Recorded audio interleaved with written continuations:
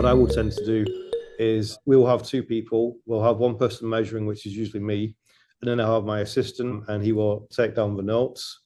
And I may not go in any particular prescribed order. I might go A, D, X, Y, Z, just as the flow goes in terms of the conversation, or even like the movement of yourself or the position of like where the client is.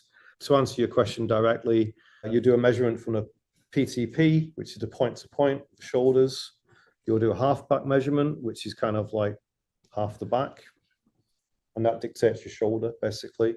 You'll do a bicep measurement, wrist measurement, overarm through here, neck measurement, which is a skin measurement, which is tighter than a shirt. That's a little bit different in tailoring. Back length measurement of the coat.